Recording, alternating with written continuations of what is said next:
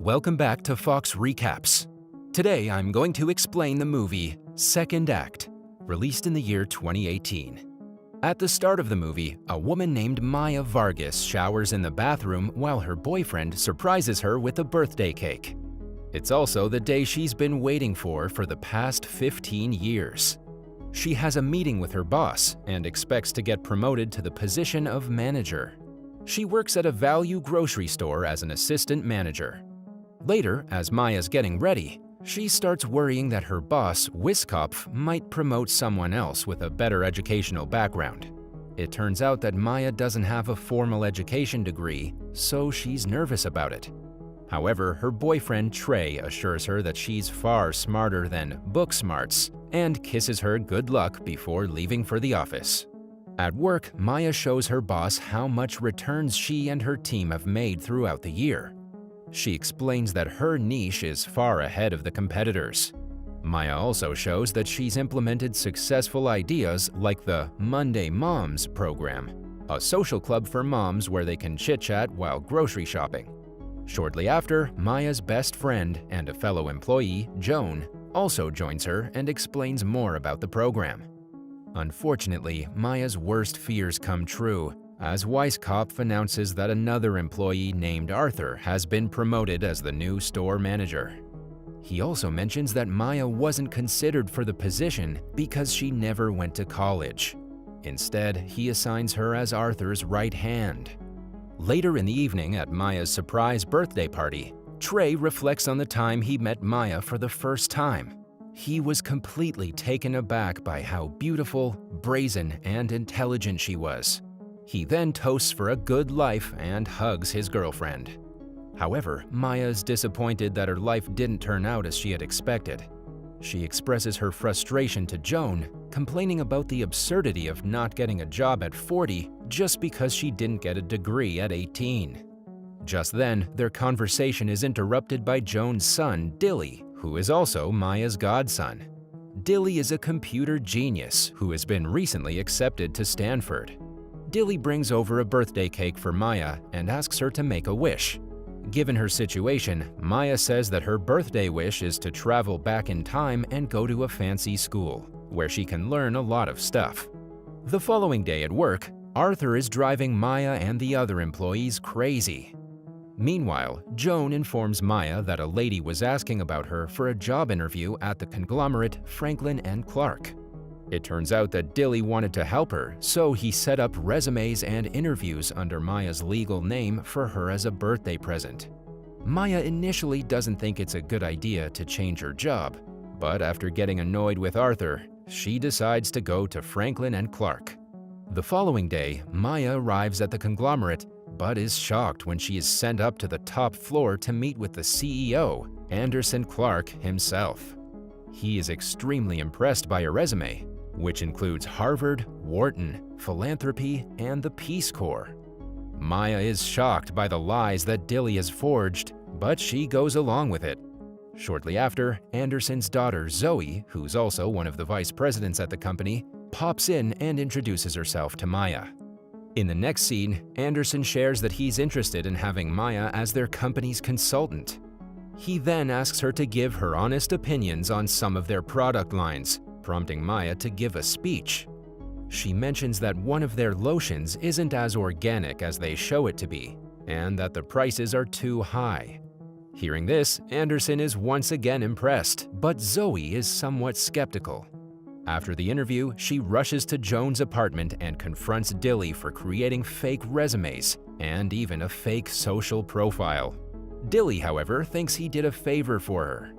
The following day, Maya gets a call informing her that she's been hired for the consulting job, but she can't put herself together to say yes right away. As she confronts the dilemma about whether to accept the new job or not, Joan tells her that although she got the interview on a lie, she got hired because of herself. At work, when Arthur starts becoming difficult once again, Maya finally decides to quit her assistant manager job and join the new one. Later that evening, Maya approaches Trey and tells him about the new consulting job that she's been hired for. She explains about all the facilities and exposure she'll be getting over there, but Trey is concerned because of the lie. He then talks about getting married and having a family, but as always, Maya ignores the suggestion. As a result, Trey gets enraged and breaks up with her, leaving Maya devastated. In the next scene, Maya arrives at her new job, where she's greeted by her assistant, Ariana, and development assistant, Hildy. They take her to her new office room, which is much bigger than she had imagined. Meanwhile, because of Maya's comments in her interview, the CEO wants to revamp the company's beauty product line. In a meeting with the product scientists and all other stakeholders, including Ron, another development executive, Maya shares that the company needs to make all-natural products. However, Zoe is skeptical and insists that they can't make it work as launching a new one would be too costly. Instead, she wants to make their current line more organic, while Maya wants to go 100% natural.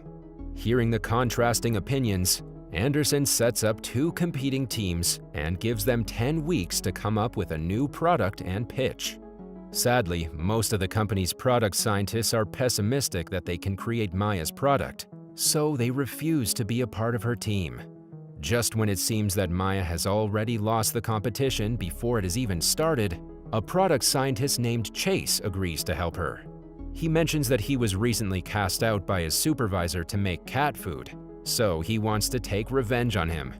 Meanwhile, as part of the new job, Maya gets a massive new apartment stocked with ample food and drinks, along with several gift cards.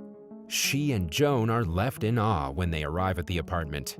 Joan hurriedly gets some beers from the fridge and tells Maya that she deserves all these things. Maya, however, isn't so sure, and she misses her boyfriend, Trey. As the two talk, Joan presses her about the breakup and suggests that she stop punishing herself for giving up the baby she had when she was 17. It seems that Maya couldn't start a family with Trey because she had her own past to deal with. The following day at work, Maya clarifies their team goals and research techniques for product development. Meanwhile, Anderson approaches her and asks her to be the lead at a company rowing event. It turns out that Maya's fake resume also included that she was on a rowing team during her college years. Having no choice, Maya agrees to the request. Later, at the event, Maya completely messes up and causes the boat to crash, but Anderson finds the whole thing funny. Ron, however, finds it suspicious and begins checking on her references. He calls the Harvard office of the registrar and asks to check if Maya had graduated from the school. Surprisingly, the genius Dilly has already redirected the call to his cell phone, and he confirms that Maya had indeed attended the Ivy League school. In the meantime, Zoe asks Maya to speak Mandarin at a dinner with a Chinese distributor, since she's the only one who can speak the language, or at least that's something mentioned in her resume. Maya reluctantly agrees. Later, she brings her concern to Joan. Fortunately, the latter has an idea. Her cat's veterinarian, who's fluent in Mandarin, can translate for Maya via phone. Thankfully, everything pans out during dinner. The distributor becomes satisfied with Maya's presentation and agrees to sign an agreement with the company. Before parting ways, an impressed Zoe thanks Maya and offers to send her previous research on all natural products. In the following scene, Anderson calls Zoe to his office to tell her something important. He asks her to lock the door, and we can see the two mumbling with each other, although it isn't clear what they're talking about at the moment. The movie then cuts to a scene where Maya goes to Zoe's apartment to get the research files. Zoe welcomes her in, and Maya sees a lot of art on the walls. Zoe then reveals that she used to go to an art school in London, but when her mother died, she came back to the States to help her father with the company. After Zoe shows Maya around the apartment, she takes her to the bedroom and reveals that she was adopted by Anderson and his wife. She then discloses that she has just found out that Maya is actually her birth mother. It turns out that Anderson had called Zoe earlier to reveal the same, since he had been doing his research for quite a while now. With this revelation, Maya becomes excited and the two start spending a lot of time together. Later, Anderson reveals that he'd gone looking for Zoe's birth mother and found Maya online, which is when he saw her resume and called her in for an interview just to meet her.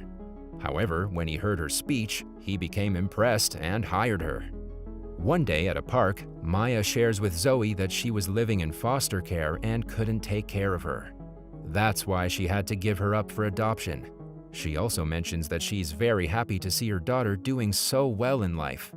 As the two continue their emotional conversation, Maya encourages Zoe to return to art school. Later at the office, Maya and her team continue working hard to make an all-natural product, but their techniques fail to materialize into anything. At the company Christmas party, Ariana and Chase, who has had an ongoing flirtation for a while, finally kiss. Meanwhile, Ron implies that he knows Maya is full of lies and tells her that her product is going to be a disaster. Surprisingly, this gives Maya an idea: to use the silver ginkgo plant that her grandfather had left for her. It turns out that the plant had survived the disaster of Hiroshima. After the party, Maya tells Chase about the plant, explaining that they can use its nutrients to give them an edge in their organic beauty product. She then gets the plant from Trey's apartment, and her team of scientists immediately gets into action to use it in their product. Following a lot of hard work, Chase and Ariana share the good news that their product is finally working. The next day, the two sides present their products to the company board. That night, Maya attends Joan's birthday party, where she comes across Trey. He mentions that he's found out about her daughter Zoe, but is sad that she kept it from him all these years. Maya tries to apologize, but Trey walks away, telling her that no relationship can be based on a lie. Just then, Anderson calls Maya in the middle of the party and asks her to come to his office. When she arrives there, he says that the board has chosen to endorse her product. Anderson adds that she's been selected to present the product at a live event that will be broadcasted on popular media outlets. Maya didn't think things would escalate so quickly. She now fears that she will soon be exposed. But having no other choice, she agrees to deliver the speech. On the event day, Zoe welcomes Maya on stage to unleash their new product. On the other hand, Ron finally gets confirmation that Maya has faked her resume and prepares to tell the truth to Anderson. But before he can do so, Maya does it herself while delivering her speech. She realized what Trey had said was true, that no relationship can be built on a lie, so she decided to come clean with everyone. Maya then apologizes to Anderson and Zoe and asks her teammates to take over the stage. After a while, an extremely hurt Zoe approaches her outside and wonders if all the time they spent together was an act too. She then expresses her anger at Maya for always being absent from her life. Before leaving, she also reveals that she's returning to London for art school. The movie then jumps to a year later, where Maya has made the Monday Moms program into a successful business and an app with her godson Dilly's help. Joan and all her other friends from the value store all work with her there now, and she's even still friendly with Anderson. Her value store's boss, Weisskopf, is also in touch with her as he's the primary investor for Monday Moms.